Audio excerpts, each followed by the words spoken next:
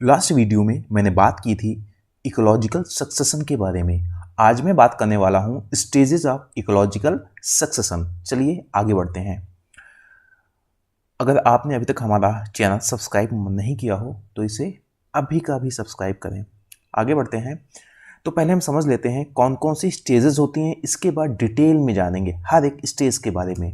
पहली होती है न्यूडेशन, दूसरी होती है इन्वेजन, तीसरी होती है कंपटीशन, चौथी होती है रिएक्शन और फिर होती है स्टेबलाइजेशन।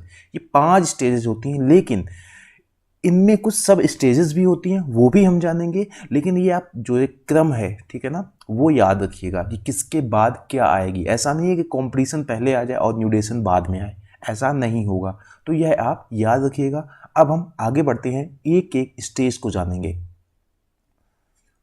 पहली है न्यूडेशन। न्यूडेशन क्या होता है कि जैसे किसी लोकेशन में कोई ज्वालामुखी, ठीक है ना, वोल्केनिक इरप्शन होता है, कोई ज्वालामुखी फटता है या फ्लड आ जाती है या लैंडस्लाइड भूस्खलन हो जाता है, तो फिर क्या होगा, वहाँ पर जो भी पहले से होगा, जो भी पेड़ पौधे होंगे, ठीक है ना, जो भी फ्लोरा होगा या फौना होगा, जो भी जीव जंतु होंगे, सब खत्म हो जाएंगे।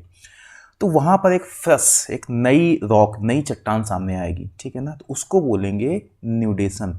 The formation of bare area. ये कैसे फॉर्म होगा? अगर वोल्केनिक इरेप्शन हो जाता है या ज्वालामुखी फट जाता है, पहले से जो भी होगा सब नष्ट हो जाएगा, तो वहाँ पर क्या बनेगा? बेयर एरिया, ठीक है। तो इसको बोलेंगे हम न्यूडेशन, यानी कि पहले एकदम फ्रेश लैंड हमारे लिए तैयार होनी चाहिए या फ्रेश रॉक तैयार होनी चाहिए, उस प्रोसेस को बोलेंगे न्यूडेशन। अगला होता है इन्वेजन। इन्वेजन में क्या होता है कि जो रिप्रोडक्टिव बॉडीज़ होती हैं, ठीक है ना, या प्रोपोग्यूल्स होते हैं, यानी कि जो जिससे कि लाइफ आगे बढ़ सकती है, ठीक है, कोई जीव जंतु के जो रिप्रोडक्टिव बॉडीज़ हैं वो जब पहुंचते हैं कहाँ पर, उस एरिया पर जहाँ पर न्यूडेशन हुआ है, उसको बोलेंगे इन्वेजन, ठीक है। लेकिन इसमें कई से सब हमारे वो और भी इसमें टॉपिक हैं। तो जब वो बॉडीज़ आएंगी तो उनको बोलेंगे माइग्रेशन, ठीक है ना, यानी कि एक चिड़िया ने एक चिड़िया आती है, इस बीज को उठाती है और उस जहाँ पे न्यूडेशन हुआ है उस एरिया पे गिरा देती है, तो उसको बोलेंगे क्या? माइग्रेशन। आगे क्या होता है, जब वो बीज वहाँ पर गिरेगा तो वहाँ पर जो भी कंडीशंस होंगी, जो भी क्लाइमेट होगा, जो भी वहाँ का इन्वायरमेंट होगा, उसके अनुसार वो बीज खुद को एडजस्ट करने लगेगा, ठीक है ना। तो उसको बोलेंगे इसेसिस, यानी पहले माइग्रेशन होगा, जब वो बॉडी यानी रिप्रोडक्टिव बॉडी जब वहाँ पहुँचेगी तो वहाँ की जो कंडीशंस होंगी उसके अनुसार खुद को एडजस्ट करेगा, उस एडजस्टमेंट को बोलेंगे इसेसिस।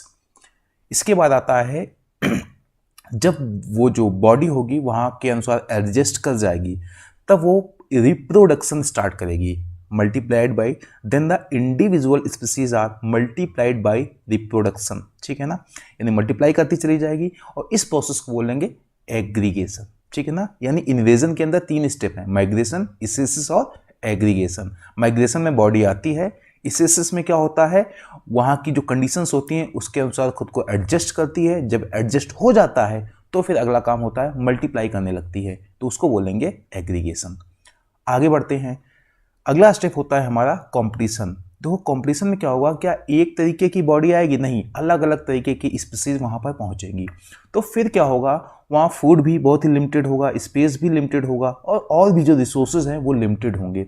तो फिर आपस में कंपटीशन होगा। कब? एग्रीगेशन के बाद। जब कंपटीशन होगा तो बहुत सारी स्पीसीज चली जाएंगी, कुछ बची रहेंगी, इसको बोलेंगे कंपटीशन। यानी कि after aggregation the individual of species compete with other organism for food, space and resources. तो इस प्रोसेस में बहुत सारी स्पीसीज खत्म हो जाएंगी और जो बची हुई स्पीसीज होंगी बहुत ही स्ट्रॉन्ग तरीके से सामने आएंगी। ये होगा अगला स्टेप। देन है रिएक्शन। रिएक्शन में क्या होता है कि अब ये जो स्पीसीज वहां पर बच गई, ये बहुत ही पावरफुल होंगी, स्ट्रांग होंगी, तब क्या करेंगी, ये स्पीसीज वहां के इन्वायरमेंट को मॉडिफाई करने लगेंगी अपने अनुसार। The modification of environment through the influence of living organism on it is called reaction.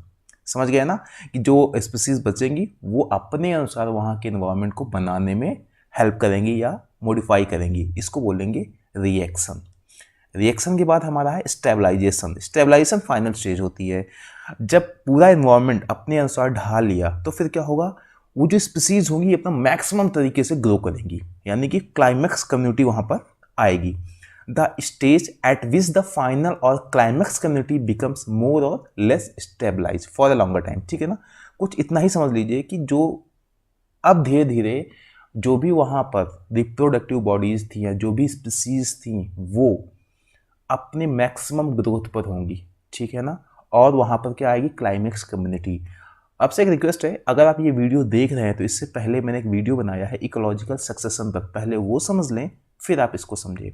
तो ये लास्ट स्टेज थी स्टेबलाइजेशन, जिसमें से क्लाइमेक्स कम्युनिटी हमारे सामने आएगी। वो क्लाइमेक्स कम्युनिटी क्या हो सकती है, फॉरेस्ट हो सकते हैं, अगर क्या हुआ, अगर मान लो लैंड स्ट्रक्चर में था तो फॉरेस्ट हो सकते हैं, अगर मान लो समुद्र में हुआ, ओशियन में ऐसा चीज़ हुई है जाके तो वहाँ पर कोरल्स हो सकते हैं, कुछ भी हो सकता है, कि डिपेंड करता है वो जो सक्सेशन हो रहा है वो कहाँ पर हो रहा है। तो ये थी हमारी सारी स्टेजेस ऑफ इकोलॉजिकल सक्सेशन। उम्मीद है आपको कंटेंट पसंद आया होगा। अगला वीडियो जो होगा वो होगा हमारा प्राइमरी सक्सेशन और सेकेंडरी सक्सेशन पर। तब तक के लिए थैंक यू।